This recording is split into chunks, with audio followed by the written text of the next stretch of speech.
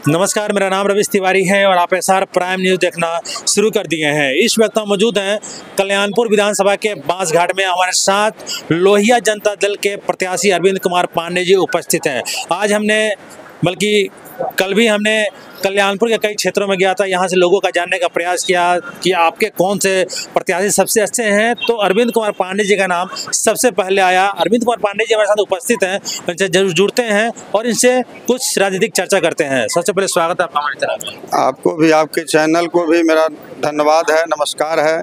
और सभी 16 कल्याणपुर के जितने भी माताएं, बहनें और जनता है, मालिक हैं, उनको मैं प्रणाम करता हूं।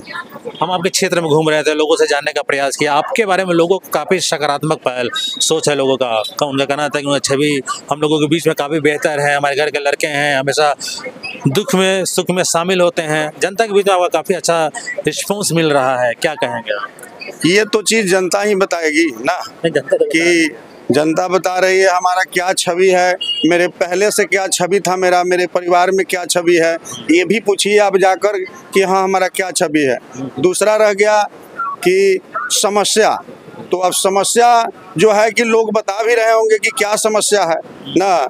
विधायक जी लोग आता है तो 4-4 आदमी बताया भी होगा कि 4 आदमी 5 आदमी का टीम बनाता है और जो है कि मिलने से इनकार भी कर दिया जाता है। मैं वैसा नेता नहीं हूँ। मैं आज भी कह रहा हूँ, मीडिया के सामने भी कह रहा हूँ कि मेरे लिए सारे जनता का दरवाज़ा खुला हुआ है। वो कभी भी किसी समय मुझे जांच के देख ले जी।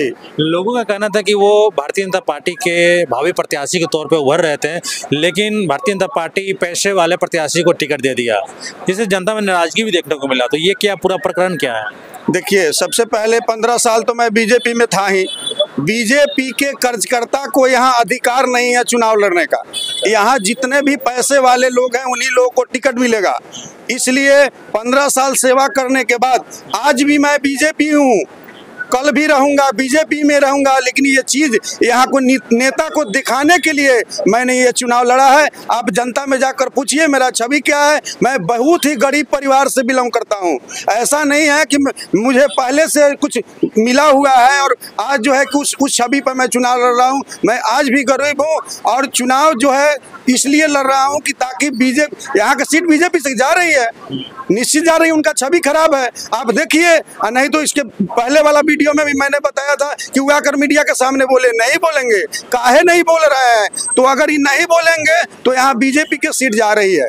तो मैं सब लोगों से यही अनुरोध करूंगा कि अगर यहाँ बचाना है तो एक बार अपने बेटा, अपने भाई को एक बार जरूर देखे और चुने, और उसके बाद हम भी क्या करेंगे सो लोग देखेगा। अच्छा, आपका कहना है कि वो बेदाग चेहरा हैं, उनके ऊपर कई तरह के आरोप लगते हैं, कई तरह के वीडियो ऑडियो वायरल हुआ है और उनके समर्थन में, उनको प्रचार को लेकर कई तरह के भाजपा के स्टार प्रचारक आकर उनके पक्ष में वोट मांग रहे हैं। देखिए, या तो उनको पता नहीं हो या तो वो भी भ्रष्ट हो, या तो उनको पता नहीं होगा और नहीं तो खुद भ्रष्ट होंगे, इसलिए वो स्टार प्रचारक आ रहे हैं। आप जाइए क्षेत्र में, हम एक एक घर का भ्रमण कर रहे हैं। आज हम बुखार में हैं, आज हम दवा लिए हैं, सुइया भी लिए हैं, सुबह से सोए थे। माने ऐसा स्थिति है, जलजर स्थिति लोग बना के रखा है। ये लोग का एक ही मुद्दा है, शिक्षा को बढ़ा देंगे, आपका रोड बनवा देंगे। हम उस वीडियो में बता रहे हैं, आज भी आपको बता रहे हैं कि कभी भी ये लोग रोड बनवाने पर जो है वोट लिया है। अब ये जनता समझ रही है कि भैया वोट, जो रोड बन रहा है वो आपके पैसा से नहीं बनता है। चाहे जिसकी सरकार हो, वो सरकार पैसा देती है और उससे बनाया जाता है। दूसरा नंबर है ये जो भ्रष्ट नेता है। आज देखिए, 2 आदमी का फोटो अपना अथी से हटा दिया गया है। दीनदयाल उपाध्याय का भी फोटो हटा दिया गया है। क्यों हटाया गया है? क्या वो बीजेपी के नहीं थे? आज कहीं भी दूसरे लोगों का फोटो लगा दिया जा रहा है, लेकिन उनका फोटो हटा दिया जाता है। तो हम लोग फिर माला अर्पण करने के लिए हैं बीजेपी में, उनके मरण दिवस मनाने के लिए है। इसलिए अपनी बार यहाँ से बीजेपी को जाना तय है और बीजेपी का एक एक कार्यकर्ता, एक एक वोटर मेरे साथ है। यानी कि इस बार भारतीय जनता पार्टी को नुकसान होगा? नुकसान नहीं होगा, उनके चाल स्वभाव से नुकसान होगा, लेकिन पुनः मैं उस कमान को संभालूंगा। अरविंद पांडे जी क्षेत्र में घूम रहे हैं, जनता से लगातार जनसंपर्क अभियान कर रहे हैं, तो जनता के बीच में जाने के बाद उनको कौन कौन समस्या जो प्रमुखता से उनको दिख रही है, जो उनको लग रहा है कि नहीं अगर हम चुनाव जीत कर आएंगे तो सबसे पहले इन मुद्दों को टच करेंगे और इसका समाधान करेंगे। सबसे पहले मुद्दा रोड का नहीं है, शिक्षा का नहीं है, जो जिस तरह है अच्छा भी चल रहा है, लेकिन यहाँ सबसे बड़ा भ्रष्टाचार है। क्योंकि यहाँ गरीब का सुनने वाला कोई नहीं है, किसान का कोई सुनने वाला नहीं है। बस मुद्दा बहुत बड़ा है, किसान के लिए मुद्दा बहुत बड़ा है। आज कृषि पर सारे लोग आश्रित है। आप बताइए कि कै % लोग हैं जिनके घर में सर्विस है, लेकिन जो किसान है वो किसान परेशान हो चुका है। इन विधायक से, ये अफसरों से, सारे लोग से परेशान है। इसलिए मैं सबसे पहले कल्याणपुर में किसान और गरीब के लिए लड़ूंगा और शिक्षा के लिए तो लड़ूंगा ही। अरविंद कुमार पांडे जी, आपको क्या सभी जाति सभी धर्म के लोगों का सपोर्ट सहयोग मिल रहा है? कोई जाति नहीं होता, कोई हम इस चीज को नहीं मानते हैं। आप जाइए और जनता से पूछिए, मैं किसी जाति को नहीं मानता, मैं कभी भी। और बांस घाट में भी बहुत दिनों से हूँ। आप एक एक आदमी से जाइए और गांव में पूछिए, मैं किसी की भी लड़की का शादी होता है उसमें मैं जाता हूँ और खाता हूँ और मदद भी उसका किया हुआ हूँ। 2 रुपया से करे, हम जितना में रहेंगे उतना में मदद करते हैं। लेकिन ये लोग कमा कर भी किसी का अगर मदद किए है, अगर सम्मान दिए हैं तो बतावे आकर मीडिया के सामने। ये सवाल मेरा इसलिए था क्योंकि बिहार का एक लंबा इतिहास रहा है। यहाँ जब भी वोटिंग होता है, पहले तो बहुत सारा मुद्दा पे बात किया जाता है, लेकिन जब भी चुनाव नज़दीक आता है या चुनाव जब होता है तो जाति के आधार पर लोग वोट देते हैं। इसलिए मेरा सवाल आपसे था, तो क्या इस बार यहाँ कल्याणपुर की जो जनता है जाति और धर्म से ऊपर उठकर अरविंद कुमार पांडे जी को वोट कर रही है? यहाँ कोई जाति जो अब नहीं चलने वाला है। ये लोग जो रोटी सेकता था जाति को लड़ा कर कि हम 15,000 हैं, हम 7,000 हैं, हम 10,000 है, ये लोग अब ठेकेदारी नहीं चलने वाला है। क्योंकि आप ये जान जाइए कि ये गरीब का बेटा आया हुआ है जो चुनाव के औकात में नहीं था लड़ने के लिए, लेकिन इनको हम जो है कि कल्याणपुर से पानी ने पिया के जो है इनको भगाएंगे यहाँ से।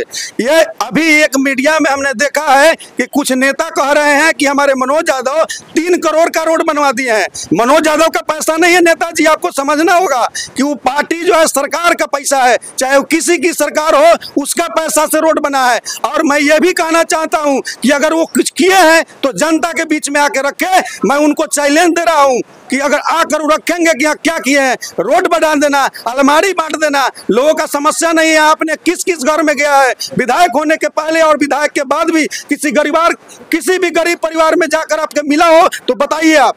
अब नहीं चलेगा आपका ठेकेदारी, किसी का ठेकेदारी नहीं चलने वाला है। सब लोग अपना चालाक हो चुका है। अब अंत में आप जनता से क्या अपील करना चाहें? मैं अपील यही करूंगा कि जाति धर्म में उलझे नहीं।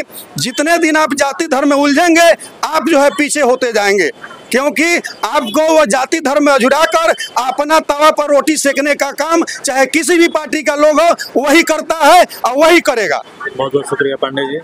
तो ये थे लोहिया जनता दल से अरविंद पांडे जी, कल्याणपुर 16 से ये प्रत्याशी हैं और इनका कहना है कि इस बार कल्याणपुर में सबसे बड़ा मुद्दा है तो भ्रष्टाचार है। आप ब्लॉक में जाइए तो वहाँ पे बिना पैसे का लेन देन का आपका एक पेपर भी एक टेबल से दूसरे टेबल पर ट्रांसफर नहीं होता है। किसानों के मुद्दा भी इन्होंने चर्चा की है और इनको ये दुख है, भारतीय जनता पार्टी में ये 15 सालों तक थे। इनका कहना है कि भारतीय जनता पार्टी वो पहले वाली पार्टी नहीं रह गई है। भारतीय जनता पार्टी में पैसे वाले ही अब चुनाव लड़ सकते हैं, इसलिए भारतीय जनता पार्टी को जवाब देने के लिए इन्होंने लोहिया जनता दल से ये चुनाव लड़ रहे हैं। उम्मीद करते हैं आपको इंटरव्यू अच्छा लगा होगा, तो लाइक कमेंट शेयर जरूर कीजिएगा। मिलते हैं अगले वीडियो में, तब तक के लिए धन्यवाद।